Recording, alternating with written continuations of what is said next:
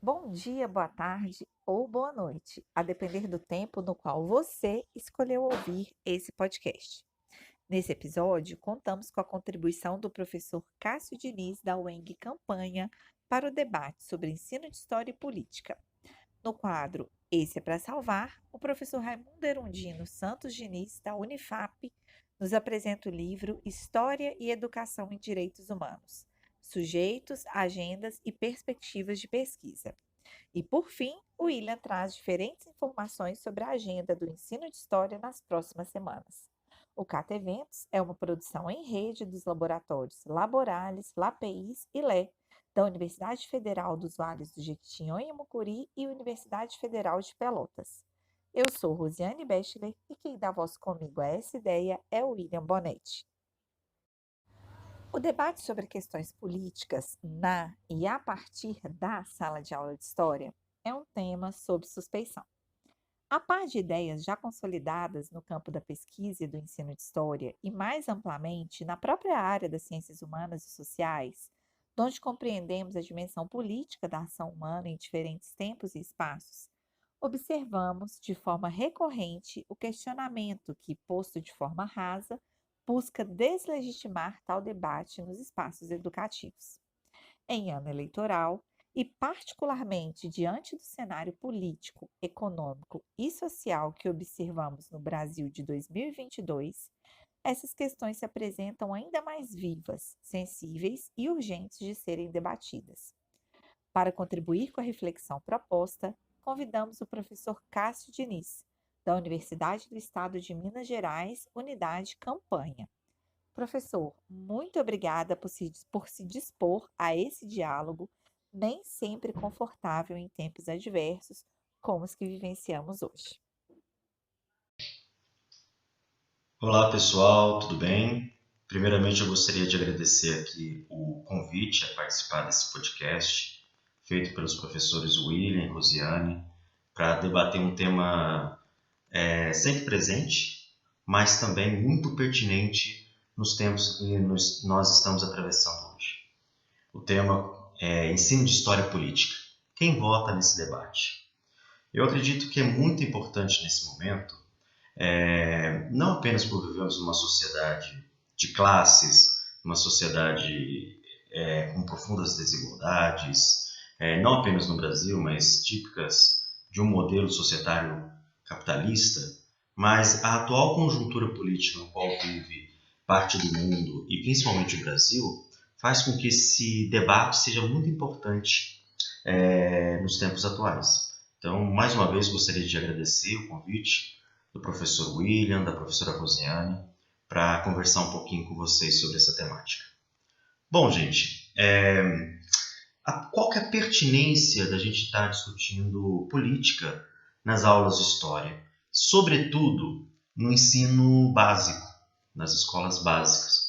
Não apenas na escola básica. Esse debate também é muito importante a ser realizado até mesmo no ensino superior, na graduação, na pós-graduação. Mas na escola básica ela ganha uma importância fundamental porque trabalhamos com um público muito amplo e muito diverso, seja nas suas características sociais, seja nas suas características econômicas, culturais, mas sobretudo ideológicas. Então esse debate ele é muito importante para ser realizado na escola básica. E eu gostaria também de trazer a importância de realizar esse debate na escola pública brasileira. Na escola pública, devido às suas características, enquanto projeto de uma escola universal, de uma escola para todas e todos, arrancada, né, por meio de muitas mobilizações desde o século XIX e ao longo do século XX. E por se tratar disso, nós temos um público amplo, mas ao mesmo tempo diverso.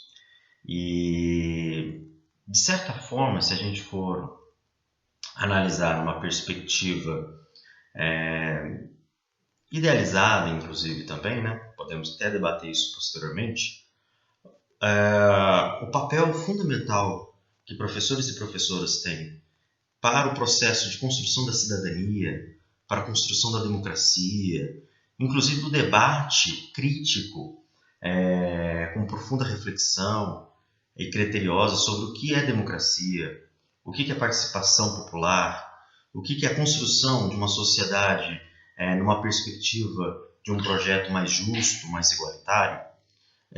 Os professores e as professoras de história, mas também de outras disciplinas, ganham uma importância fundamental.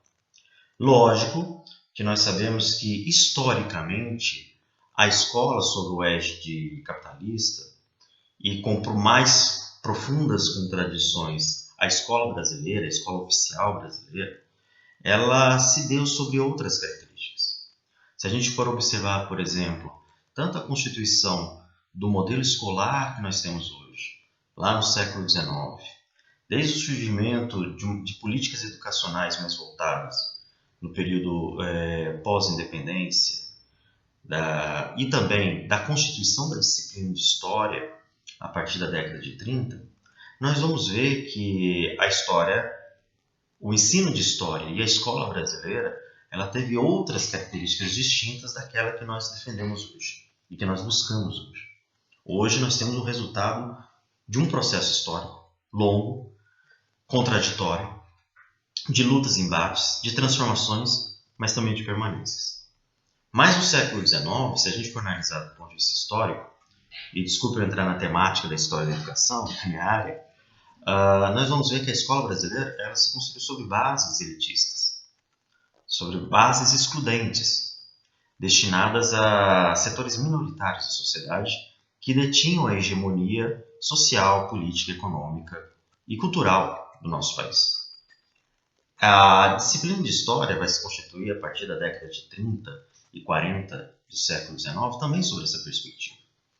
E é por isso que nós vamos ver uma história muito voltada de uma forma implícita aos interesses das classes dominantes, aos setores privilegiados e elitistas da sociedade, e explicitamente a serviço de um projeto de nação, a um projeto político de nação, de acordo com os interesses e com as demandas dessa mesma classe social dominante, ou de classes sociais dominantes, dependendo do nosso referencial teórico. Então, nós vamos ver que o debate político que vai se dar nesse momento, ele vai ter, de uma forma subjetiva, uma roupagem da construção de um projeto político, isso é claro, e isso tem a ver também com a constituição da área de conhecimento que é a história científica, vamos dizer assim, nesse período, como também do ensino de história. Lógico que a roupagem que vai se construir nesse momento e que vai tentar se legitimar, e com sucesso em alguns momentos, ou em grande parte dos momentos, é a construção da ideia de que tanto a escola brasileira quanto o ensino de história, e principalmente o ensino de história, ela se baseia em um conhecimento neutro, em um conhecimento imparcial, com a objetividade que as ciências, sobre os moldes que posteriormente nós vamos chamar de positivismo, mas também com muitos resquícios do historicismo alemão, a ideia da neutralidade, a ideia da imparcialidade, a ideia de que o nosso objeto de pesquisa e o nosso objeto de estudo e de ensino, a história, ela se baseia em fatos concretos, fatos esses que devem ser analisados à luz de teorias, à luz de metodologias, garantindo assim a sua objetividade e a sua isenção. Contudo, nós sabemos muito bem que isso está ligado a um projeto político. Então, o debate que se dava no século XIX, ela era oculta, porém implícita, para aquilo que nós chamamos inclusive de currículo oculto.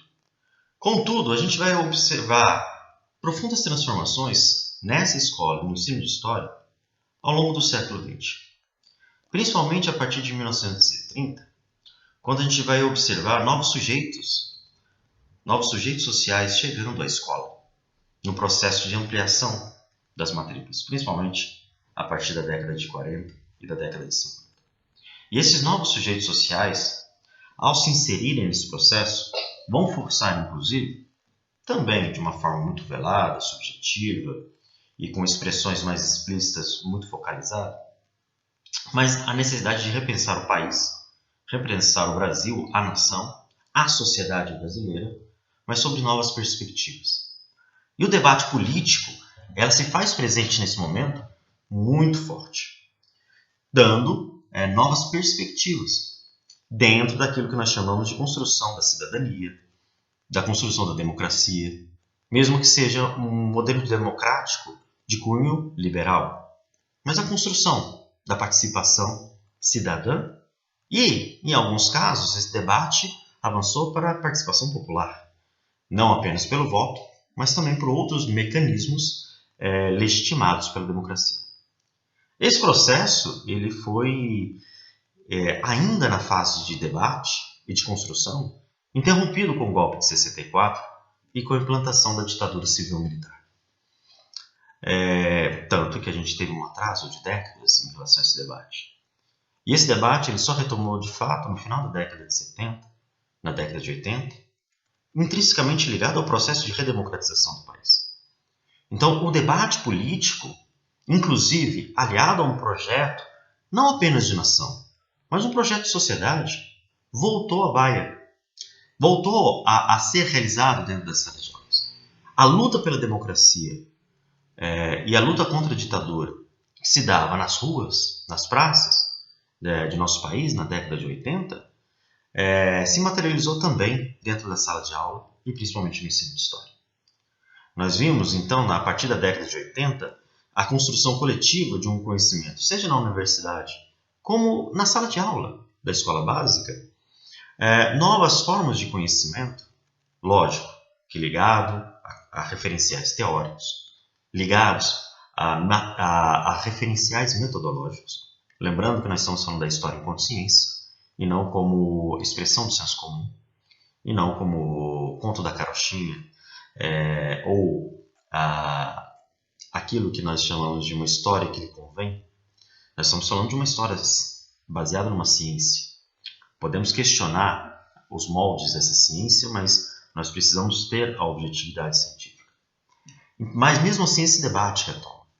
Um debate que permitiu a construção de uma nova percepção de história dentro das aulas na escola básica. Essa construção ela avançou bastante na ideia, inclusive, de novos debates a partir de pautas não apenas ligadas, por exemplo, ao que nós chamamos comumente de entre ricos e pobres, ou burguesia e proletariado, mas novos sujeitos sociais que começam a despontar nesse debate, que sempre existiram, mas que despontam nesse debate, que são as mulheres, a população negra, a população LGBT e demais outros grupos que são chamados comumente de minoritários e que foram deixados de lado tanto pelo conhecimento histórico quanto pelo ensino de história. Esses novos sujeitos históricos vão forçar debates interessantes, permitindo a construção de uma sociedade baseada em critérios mais justos, mais igualitários, mais fraternos. Na década de 80 nós observamos inclusive uma forte crítica ao modelo capitalista de sociedade, inclusive no Brasil. Porém, na década de 90, com a ofensiva neoliberal, a dimensão anticapitalista no debate político, no ensino de história, ela diminuiu bastante. Contudo, ainda estava em debate, em construção, perspectivas de uma democracia mais justa, mais igualitária, mesmo que sob uma perspectiva neoliberal. Porque o que observamos a partir de 2015, 2016, foi um avanço brutal de um discurso conservador, de um discurso que resvala muito bem no fascismo, sobre novas roupagens, sobre novas características, e que buscou a destruição de muitas conquistas, não dos últimos governos ligados ao Partido dos Trabalhadores, mas num conjunto total desde o processo de redemocratização institucional que nós observamos a partir da década de 80. É lamentável o que aconteceu, que muitas conquistas, tanto no âmbito das políticas institucionais, Leia-se as leis trabalhistas, as leis previdenciárias, os direitos sociais, os direitos das minorias, foram e continuam sendo tão atacados nesse momento. E o debate político que se dá no ensino de história, durante as nossas aulas de história, seja na escola básica, mas também no ensino superior, começou um processo de perseguição, uma perseguição política que busca inibir e coagir a não realização desse debate. Principalmente professoras e professores de história, mas também de sociologia, de filosofia e de demais outras aulas na escola básica, mas também nos cursos de graduação de história, de pedagogia, de ciências sociais, de demais outros campos que esse debate acontecia. É uma disputa política e uma disputa ideológica pela hegemonia da sociedade. Aqueles que querem transformar e aqueles que querem impedir essas transformações. Isso tem se desencadeado não apenas no embate de ideias. Foi-se o tempo em nosso país, e isso é muito triste, que isso se dava apenas no debate. Aliás, para nós, professores e professoras, o debate em sala de aula é extremamente pertinente, inclusive com aqueles e com aquelas que são contrários a esse projeto defendido por professores e professoras que desejam uma transformação da nossa democracia para uma sociedade mais justa e igualitária. Nós queremos esse debate. Contudo, esse debate deixou de ser realizado para que outros instrumentos coercitivos estejam acontecendo, como, por exemplo, a própria perseguição, a busca pela destruição da vida do inimigo. Esse movimento Escola Sem Partido, como tem mais grupos, como o campo conservador brasileiro, tenta destruir fisicamente, profissionalmente, aqueles que fazem esse debate em sala de aula. Nós percebemos, inclusive, já há muitos anos, a tentativa, inclusive, de demissão, e que, infelizmente, com alguns sucessos, de profissionais do campo da história, mas também de outras disciplinas, das escolas básicas. Sobretudo nas escolas privadas, que pelas características próprias do regime de trabalho, são mais suscetíveis à pressão da demissão, e por isso eles sofrem uma censura e às vezes até mesmo uma autocensura para a preservação das suas condições materiais de sobrevivência, leia-se emprego e salário. Mas também observamos isso na escola pública, com grandes mobilizações de setores conservadores que tentam fazer com que professores e professoras percam seus cargos para fazer esse debate, por fazer esse debate. Então, é muito lastimável. E nós observamos, inclusive agora, de forma triste, lastimável, a tentativa de destruição física daqueles que pensam diferentes desses setores conservadores, com assassinato, com ataques, com violência, que levou à morte e que leva à morte muito dos vários companheiros e companheiras nesses últimos períodos da nossa história.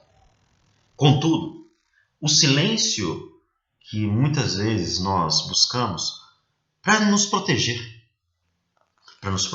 proteger nossos familiares e amigos, aqueles que nós conhecemos, é o objetivo deles. Esse silenciamento é o objetivo desses setores. Nós precisamos resistir. E nós precisamos resistir para não cairmos nesse silenciamento.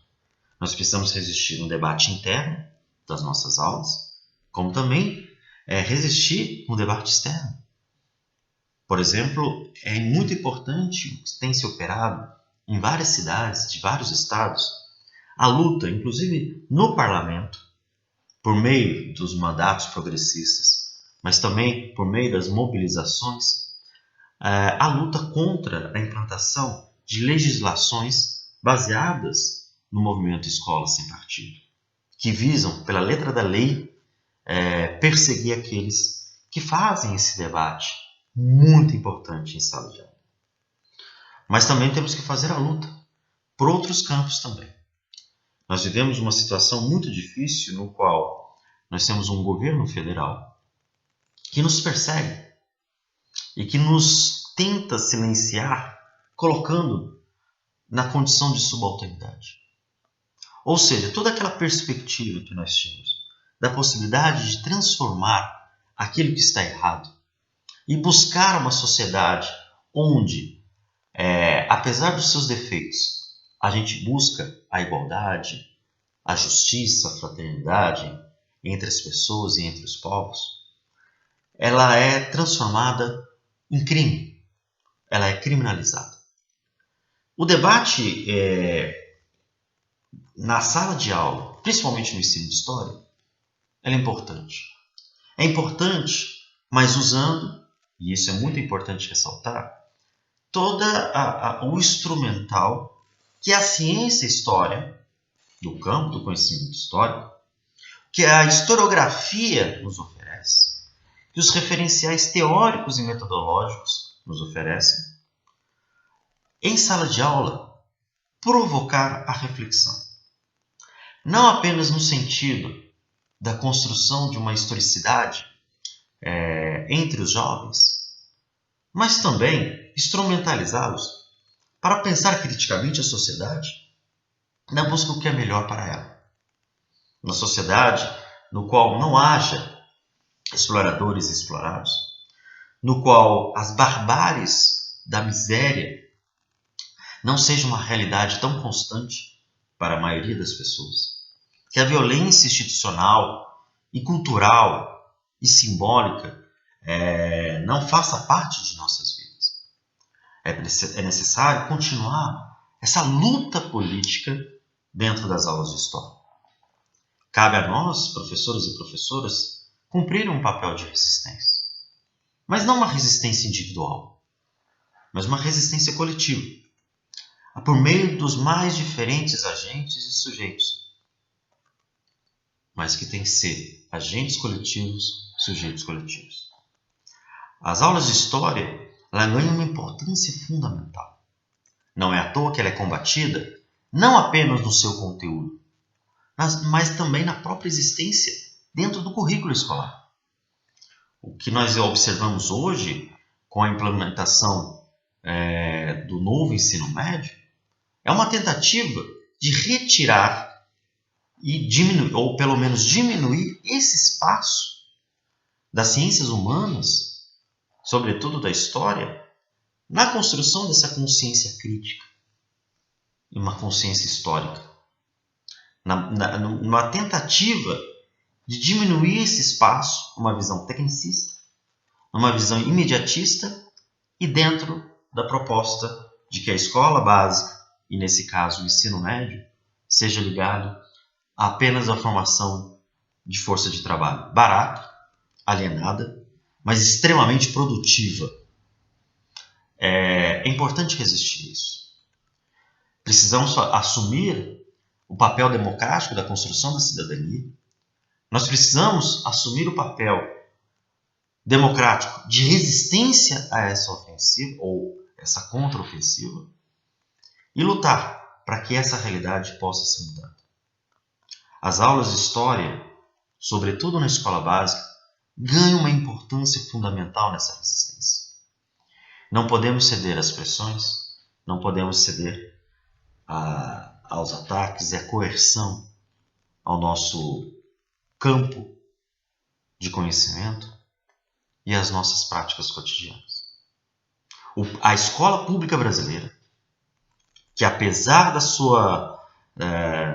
seu início, do seu processo de constituição no século XIX, parte do século XX, hoje ele tem um papel fundamental na construção de uma sociedade mais justa e numa sociedade mais igualitária. O debate não é apenas pertinente, mas obrigatório. E nós precisamos resistir, não apenas em nome do nosso trabalho, em nome do nosso projeto, mas em nome da nossa própria sociedade. Muito obrigado. Estudos e trabalhos desenvolvidos no campo interdisciplinar dos direitos humanos com o campo do ensino de história articulam-se em dimensões amplas. Desse modo, O livro aqui apresentado, cujo título é Ensino de História e Educação em Direitos Humanos, Sujeitos, Agendas e Perspectivas de Pesquisas, que foi organizado por docentes da Universidade Federal do Amapá e publicado pela editora da Unifap, procura ampliar olhares e estimular a incorporação de pesquisas sobre os direitos humanos nos processos de produção do conhecimento histórico escolar na contemporaneidade. E para falar um pouco sobre o livro, conversamos com o professor Raimundo Diniz, da Unifap, para nos contar um pouco sobre a organização da obra e os desafios dessa temática no ensino de história. Professor, você está com a palavra. Olá, comunidade acadêmica, ouvintes, todos e todas que discutem, debatem, produzem conhecimento, né, sobre o ensino de história e as suas interfaces relativas às diversas temáticas que estão vinculadas ao campo do pensamento da produção histórica. Eu sou o professor Raimundo Erundino Santos Diniz, professor da Universidade Federal do Amapá e professor permanente do mestrado profissional em ensino de História da mesma instituição. Professor também permanente do mestrado acadêmico em História também da Unifap. Venho aqui para apresentar a vocês, conjuntamente, aos colegas professores Davi Júnior e Antônio Sardinha, a obra, o e-book, nominado Ensino de História e Educação em Direitos Humanos, Sujeitos, Agendas e Perspectivas de Pesquisas. Esta comunicação, ela terá 3 momentos. No primeiro momento, eu falo um pouco sobre como surgiu a ideia, a proposta, de organizarmos esta obra. O segundo momento, irei apresentar a vocês um pouco dos capítulos, o conteúdo, o que tem sido produzido por colegas no campo da história, ou então que dialogam a partir do campo da história com outras vertentes e epistemologias alinhadas às humanidades. E no terceiro momento, nós vamos estabelecer uma relação direta entre esta obra, e de que forma ela contribui com o ensino de história. Então, esta obra ela surgiu a partir de uma relação de trabalho, de uma relação dialógica com os professores Antônio Sardinha e o professor Davi Júnior. Nós somos professores do mestrado profissional em História da Unifap. E eu trabalho e discuto, procuro me debruçar sobre temáticas relacionadas à questão étnico-raciais e sobre a questão dos quilombos contemporâneos, sempre vinculando isso, com o ensino de história, com a produção historiográfica e efetivamente as suas historicidades. Assim como também o professor Davi desenvolve pesquisas neste campo, relativa a populações tradicionais, e também debatendo africanidades, discutindo sobre as questões étnico-raciais. E o professor Antônio Sardinha também é um nobre pesquisador sobre relações de gênero, diversidade, que é um campo, sabemos aí, muito importante relacionado à história do tempo presente. Os nossos diálogos, inclusive compartilhando disciplinas no próprio programa, nos levou à ideia de projetar uma obra que pudesse aproximar de forma mais específica o ensino de história àquilo que seriam as temáticas, relativas à questão étnico-raciais, às questões de gênero, e diversas outras temáticas que tratam a respeito da diversidade, e da necessidade de nós estabelecermos uma ampliação dessa relação dialógica do ensino de história com outras áreas do conhecimento. Então, esta foi a apresentação, de que forma efetivamente a obra surgiu e a partir desse momento nós começamos a dialogar com outros professores que faziam parte ou não do programa ou da Unifap, mas que também atuavam em outras instituições, institutos federais, universidades federais, né? A exemplo da UFPA, da UFAM, né? A exemplo da UNIR.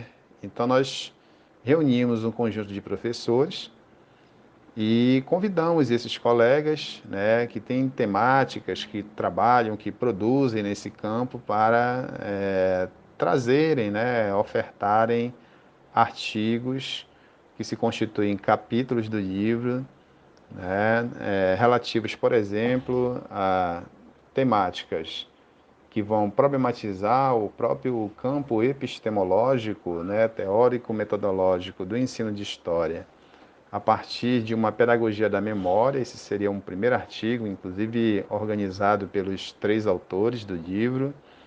Nós temos nos demais capítulos, novamente, uma reflexão sobre a pedagogia dos esquecimentos, tratando efetivamente sobre memoricídios e direitos humanos, numa perspectiva de discussões emergentes, né, em um mundo de desigualdades, organizado pelo professor Leandro Miciato. Nós temos a narrativa fraturada, trazida pela perspectiva do Putumayo na descolonização dos direitos humanos, organizado pelo professor Caio Henrique e Davi Leal. Nós temos uma abordagem também que trata sobre a Comissão da Verdade, História Escolar e o Direito à Memória e à Verdade, organizada pela professora Alessandra Carvalho, da Universidade Federal do Rio de Janeiro. Nós temos o ensino de História e Pessoas LGBT, Direitos Humanos, Ditaduras e Comissão Nacional da Verdade, organizada por Ana Cecília, Fernando Perlato e Yara Alvin, da Universidade Federal de Juiz de Fora. Então, uma discussão também importantíssima, né, que trata a respeito da interseccionalidade do ensino de História e relações de gênero. Temos ainda Educação como Prática Transformadora, Memória, História e Gênero, de Mariana Gimenez. O ensino também professora da Universidade Federal de Grande Dourados. O ensino de História, Interdisciplinaridade e Pontos de Convergência entre Questões Étnico-Raciais e o Espaço Escolar. O professor Yuri Costa e Edilene Pereira, da UEMA, Estadual do Maranhão. Nós temos a Educação Antirracista, Lugar Roraimi, organizado pelo professor Amarildo Júnior, do Instituto Federal de Roraima. Nós temos Liberdade de Ensino aos Privados de Liberdade, o Ensino de História, Direitos Humanos e Medidas Socioeducativas, por Humberto Miranda, da Universidade Federal Rural de Pernambuco.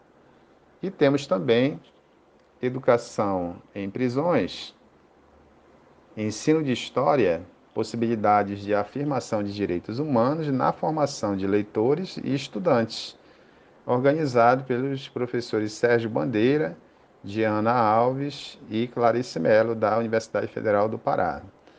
E quem finaliza essa importante obra é o trabalho do professor Francivaldo Nunes, da Universidade Federal do Pará, que é o coordenador do curso de pós-graduação em História, com o artigo Rural e os Desafios de um Ensino de História para os Direitos Humanos. Então, podemos observar que realmente são temáticas muito caras, são temáticas que procuram interseccionalizar, como eu falei, o ensino de história, né, a temáticas do tempo presente. Então, o livro ele procura efetivamente problematizar, né, questões relativas à decolonialidade, epistemologias do Sul, a história vinda de baixo, a história social, a história e memória, a história das mentalidades, trazendo sobre todas essas discussões a centralidade do ensino de história no sentido de nós procurarmos efetivamente pensar o ensino de história muito mais compromissado, né, com as temáticas, eu diria, relativas à política do cotidiano. O terceiro e último item dessa comunicação está relacionado aos desdobramentos, né, dos debates da própria obra ao ensino de história.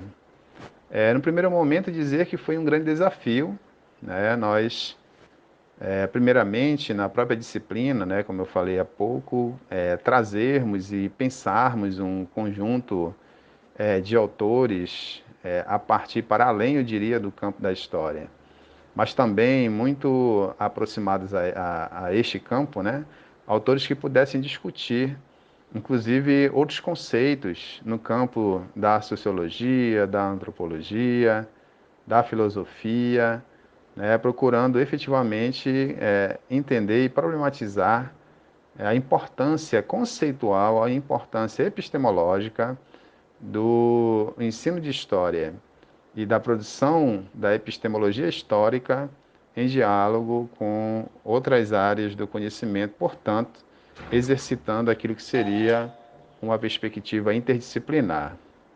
Uma outra questão muito importante relacionada aos desdobramentos desta obra ao ensino de história está relacionada ao fato de que nós, por vezes, a partir do nosso lugar de fala, exercitamos a posição de pesquisadores e sujeitos de pesquisas.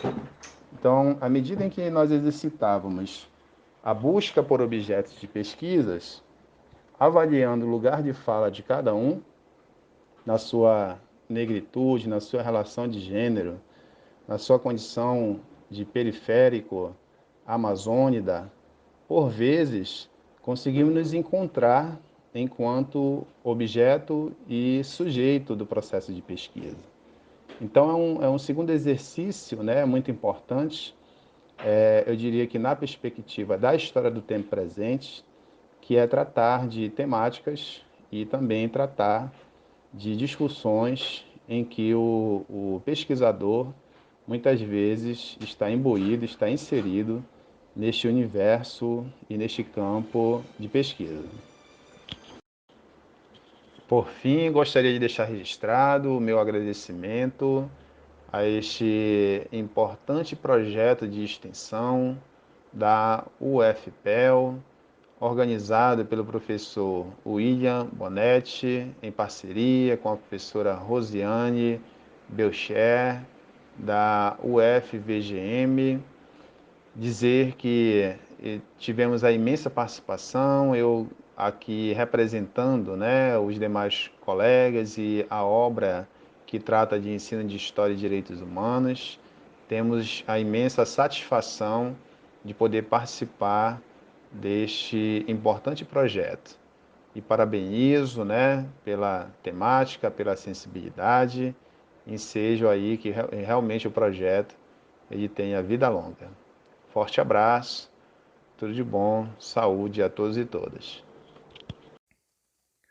No dia 8 de agosto, ocorrerá a live de número 3 do 13º Seminário Nacional de Formação de Professores, intitulada Educação Domiciliar, Escolas Cívico-Militares e Propostas de Desmonte da Educação Básica.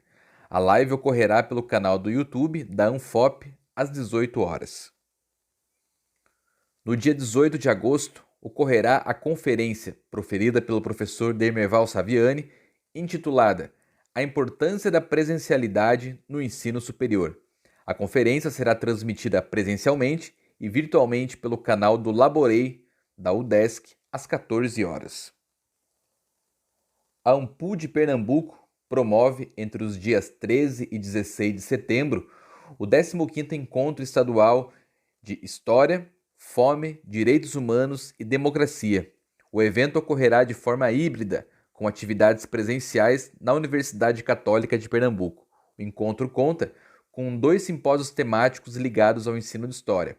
O simpósio temático 1, a História Medieval no século XXI, Pesquisas, Ensino e Apropriações, o simpósio temático número 10, História e Ensino de História nas Amazônias.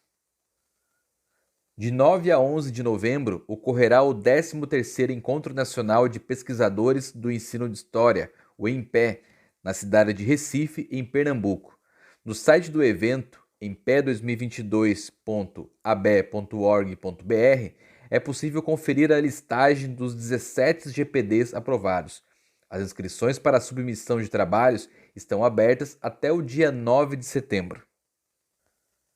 Passamos agora para as chamadas para dossiês temáticos. A revista EDUS, da Universidade Federal do Rio Grande do Sul, está com a chamada em aberto para o dossiê intitulado O Ensino de História e os Desafios do Tempo Presente, Disputas de Narrativas, Mídias Sociais e Negacionismos, com proposição dos professores William Júnior Bonetti, da Universidade Federal de Pelotas, Arnaldo... Passamos agora para as chamadas de dossiês temáticos. A revista AEDUS, da Universidade Federal do Rio Grande do Sul, está com chamada em aberto para o dossiê intitulado O Ensino de História e os Desafios do Tempo Presente, Disputas de Narrativas, Mídias Sociais e Negacionismos, com proposição dos professores William Bonetti, da UFPEL, Arnaldo Slatia, da Universidade Federal de Pernambuco, e Lisiane Cias Manck, da UFPEL. O prazo de submissão é até 5 de outubro de 2022. A revista História Hoje, da AMPU, está com chamada em aberto para o dossiê intitulado A Antiguidade na Cultura Histórica, Experiências Escolares e Públicas, com proposição dos professores Priscila Gontijo Leite, da Universidade Federal de Pernambuco, Fábio Friso, da Universidade Federal do Triângulo Mineiro, e o Irã Gibara da Silva, da Universidade Federal Rural de Pernambuco. A submissão é de 22 a 31 de agosto de 2022. E esses foram alguns eventos e chamadas para dossiês na área do ensino de história nos próximos meses.